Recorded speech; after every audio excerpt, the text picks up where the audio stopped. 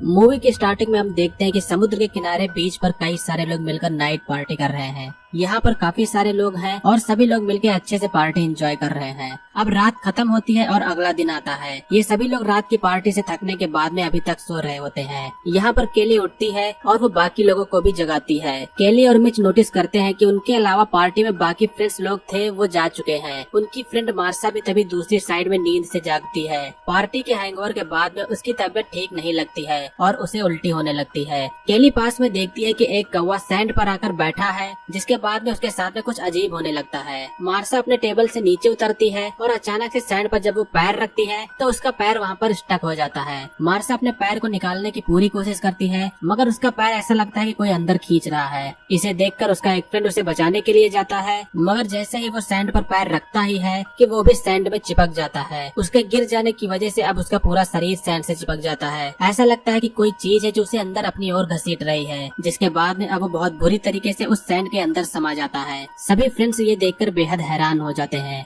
इन सब लोगों को कोई भी आइडिया नहीं होता है कि आखिरकार क्यों और कैसे हुआ है। केली चेक करने के लिए सैंड के पास में जाकर कुछ ऊपर से सैंड के पास में अपना हाथ रखकर चेक करती है, जिससे उसे पता चलता है कि कोई चीज है जो सैंड से निकल रही है। जिसके बाद में ये सभी लोग जान जाते हैं कि सैंड में कुछ न कुछ प्रॉब्लम है और हमें अब नीचे नहीं उतरना चाहिए। कुछ समय बाद उनके फ्रेंड गिलबर्ट ही अब यहाँ पर आँख खुलती है, जो कि एक बड़े से कैन में होता है। इन फ्रेंड्स लोगों ने पिछली रात में गिलबर्ट के साथ में प्रैंक करने के लिए उसे उस कैन में डाल दिया था, और जब अब गिलबर्ट की आँख खुलती है तो वो अपने आप को उसमें फंसा हुआ देखकर उन सभी लोगों के ऊपर चिल्लाने लगता है। बाकी फ्रेंड्स लोग उससे बाहर न निकलने को और उसे शांत रहने को कहते हैं, मगर गिलबर्ट को अभी नहीं पता होता है कि यहाँ पर कुछ प्रॉब्लम चल रही है। लेकिन फिर भी सभी लोग गिलबर्ट को समझा देते हैं कि तुम अपनी उसी पोजीशन में रहो और हिलने डुलने की कोशिश मत करो। सभी फ्रेंड्स लोग अब शांत होकर अपनी इसी पोजीशन में रहकर थोड़ा रिलैक्स करते हैं। इन सब के पास में मदद के लिए अब कोई भी आइडिया नहीं बचता है। इन लोगों का फोन भी कार के ट्रंक में होता है और सारी रात पार्टी के चक्कर में इन्होंने अपने कार की लाइट्स ऑन रखी थी, जिससे कार की बैटरी डेड की वजह से कार भी अब स्टार्ट नहीं होती है। धूप इतनी तेज होती है जिससे कि सभी की बॉडी जलने लगती है, जिसके बाद में अब सब लोग अपनी बॉडी पर बॉडी लोशन लगा के कुछ रिलैक्स करते हैं। थोड़ी देर बाद में अब सभी लोगों की नजर पास में एक बड़े से अंडे जैसे दिखने वाली चीज पर जाती है। सभी लोग ये सोचते हैं कि इस अंडे से जरूर कोई मॉन्स्टर निकला होगा। जल्द ही अब यहाँ पर सभी लोग ये रियलाइज करते हैं कि पार्टी में जितने भी लोग थे वो यहाँ से गए नहीं है, बल्कि सभी लोग इस सैंड में ही दफन हो चुके हैं, या फिर वो सैंड मॉन्स्टर इन्हें खा गया है। ऐसे ही हाथ पर हाथ रखकर बैठने से कुछ भी होने वाला नहीं है। सभी लोगों को भूख भी लगने लगती है, इसीलिए जोना अब एक आइडिया लगाता है। वो 2 राफ्ट के जरिए पास के टेबल पर जाने की कोशिश करता है। बाकी फ्रेंड्स जो लोग होते हैं उसे ऐसा करने से रोकते हैं, मगर जोना फिर भी किसी की बात माने बिना वो ऐसा करता है। वो धीरे धीरे राफ्ट के जरिए आगे बढ़ता है। वो जस्ट टेबल के पास में पहुंच ही जाता है, लेकिन उसका राफ्ट अब यहाँ पर पीछे की ओर स्लाइड करने लगता है, जिससे जोना टेबल और राफ्ट के बीच में फंस जाता है। वो बस सैंड को टच करने वाला होता ही है, मगर एक झटके से कूद के जोना पास के टेबल पर चला जाता है। सैंड के पास में इतना नजदीक चले जाने के कारण उसके पेट में अब कुछ जख्म जैसा बन जाता है, जिसके बाद में अब उसे दर्द होना शुरू हो जाता है। दर्द कम होने के बाद में वो अपने फ्रेंड्स को खाने पीने की चीजें देता है, मगर इसी के दौरान अब जोना का दर्द और भी बढ़ जाता है। किसी जले हुए स्किन की तरह उसके पेट पर अब बबल्स फूटने लगते हैं, जिससे जोना को बेहद ही ज्यादा दर्द होता है।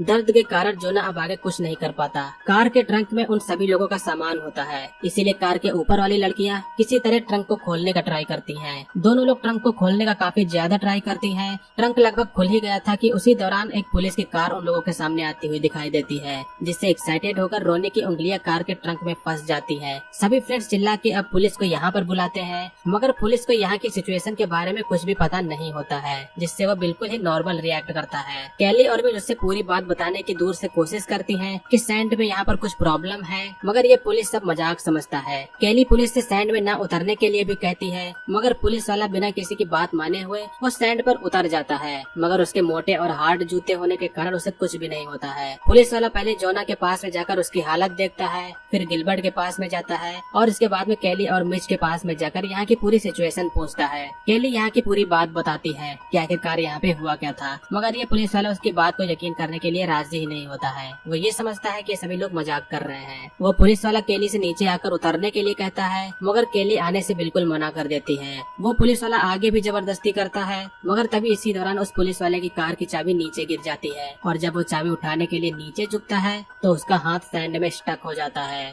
उसके हाथ में पेपर स्प्रे होता है, और जब वो पेपर स्प्रे छिड़क कर अपना हाथ खींचता है तो उसका आधा हाथ कट चुका होता है। अपना कटा हुआ हाथ देखकर वो बेहद ही ज्यादा तेज चिल्लाता है। और अपना बैलेंस खो देने के बाद में वो सैंड पर गिर जाता है और धीरे धीरे करके वो भी सैंड में समा जाता है। गिलबर्ट के इतने देर उसी कैन में होने से उसे दर्द होने लगता है। मिच यहाँ पर अब समझ जाता है कि अगर पैर में मोटा कपड़ा बांध लिया जाए और हम यहाँ से तेजी से भाग के निकले तो हम यहाँ से निकल सकते हैं। वो चैंडा से कार में रखे हुए कुछ कपड़े मांगता है, मगर ज्यादा एक्साइटमेंट के चक्कर में वो भी सैंड पर गिर जाता है और उसकी भी यहाँ पर बेहद ही खतरनाक तरीके से मौत हो जाती है और वो भी सैंड में समा जाता है। सभी लोगों की उम्मीद अब यहाँ पर कम पड़ने लगती है। उस साइड में जोना दर्द से कराह रहा होता है, इसीलिए उसकी गर्लफ्रेंड केली उसके पास में जाने का जुगाड़ बनाती है। सबसे पहले वो कार पर कूद कर रोनी के हाथ को ट्रंक से बाहर निकालती है और उसके बाद में लकड़ी के 2 डंडों की मदद से उसके ऊपर चल के वो जोना के पास में जाती है। गिलबर्ट के पेट से खून निकलने लगता है, जिससे कि ये सैंड के अंदर जो भी मॉन्स्टर होता है वो गिलबर्ट की ओर बढ़ने लगता है। इस साइड में 2 लड़कियां जोना के पास में टेबल पर पहुंच जाती हैं। अब लास्ट में यहाँ पर सिर्फ रोनी बचती है। जब वो भी उसी डंडों के सहारे से वहाँ से निकल के आती है तो उसका तभी वहाँ पर बैलेंस बिगड़ जाता है और वो सैंड में गिर जाती है, जिससे उसकी भी यहाँ पर मौत हो जाती है।